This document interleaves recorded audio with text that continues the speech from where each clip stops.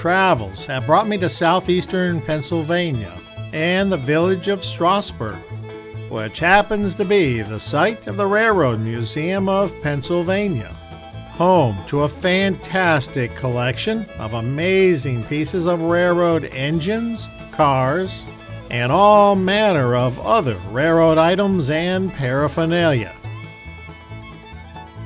As I walk onto the main floor, I see two nicely preserved steam engines, which once pulled trains across the road on the Strasburg Railroad. Both were built in the early 1900s. They've created a sort of railroad station village. This looks like a typical general store, with a hotel and bar next door.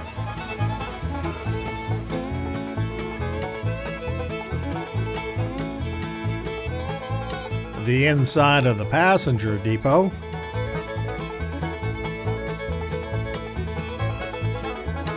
I'm guessing this is the dispatcher's and telegraph office.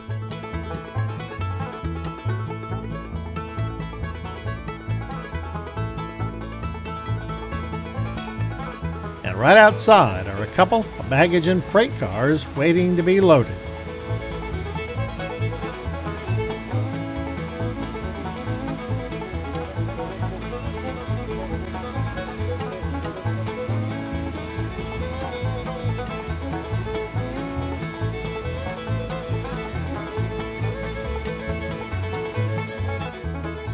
Part of the museum is this very nice model railroad layout called Pennsylvania Landscapes.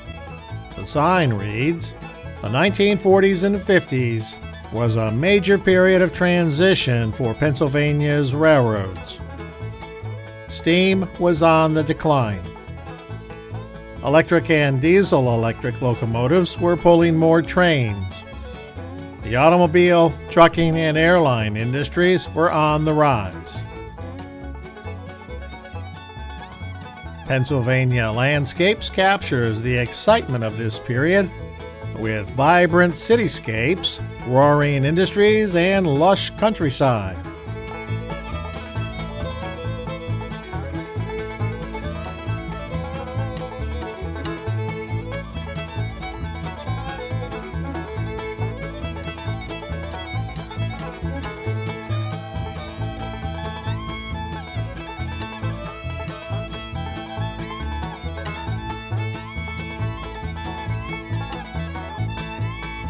Back out on the main floor, I find this beauty, an E6 class steam engine.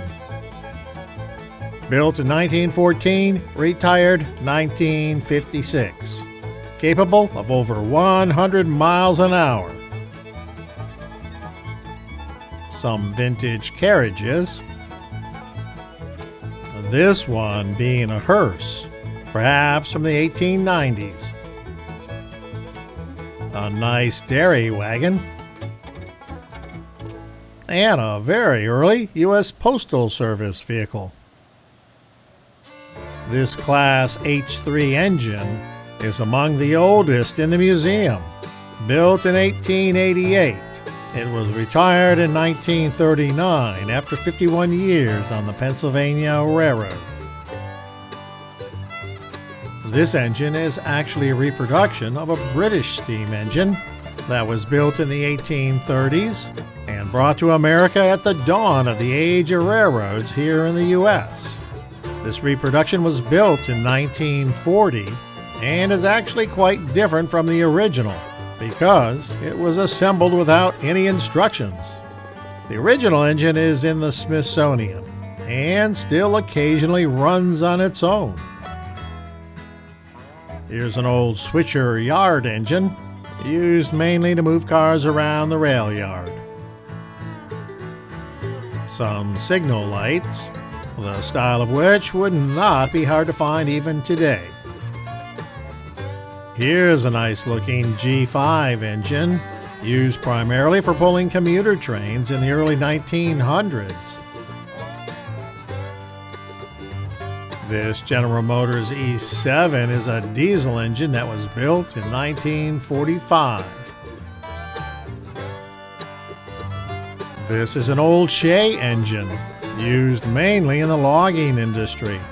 What makes this engine unusual is its drive system.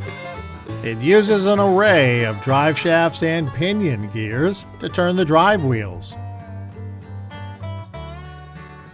This large medallion was once on the facade of Philadelphia's now gone Broad Street Station, rescued when the building was razed in 1952. This style decoration was common in architecture during the Victorian age. Here's an excellent and very detailed model of an old mail car.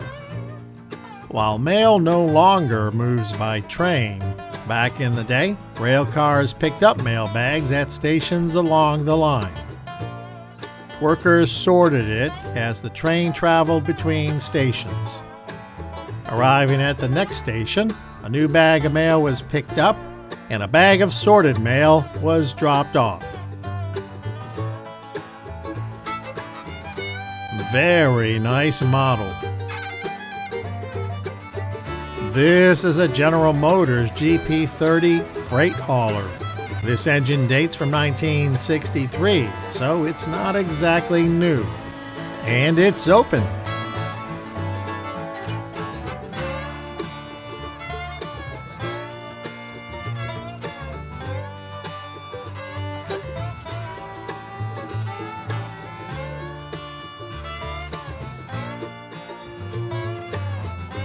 Here's a look at one side of the top end of this 16-cylinder, 2,250 horsepower, two-cycle diesel engine. Looks like the typical 4 exhaust valve and 1 center fuel injector configuration.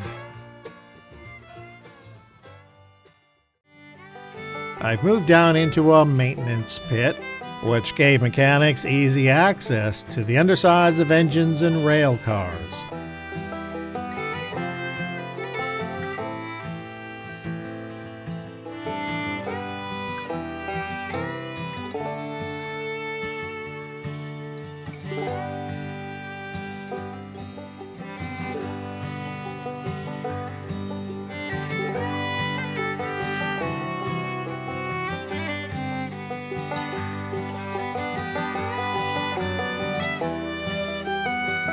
Here's a coupler. Some of the tools used by the mechanics.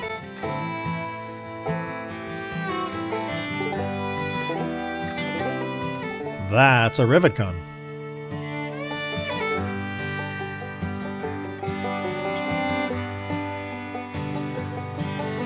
An inspection lamp.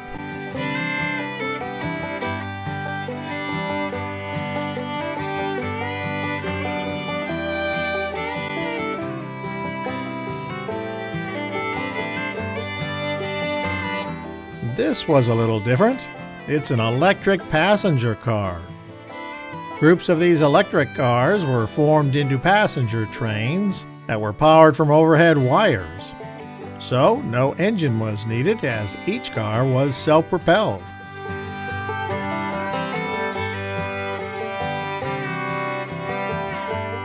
I've hardly scratched the surface of what this museum has on display. But I have run out of time, and I have to call it a day. I'll definitely return should I find myself back in this area. However, until then, remember, life is a journey. Enjoy the ride, and thanks for watching.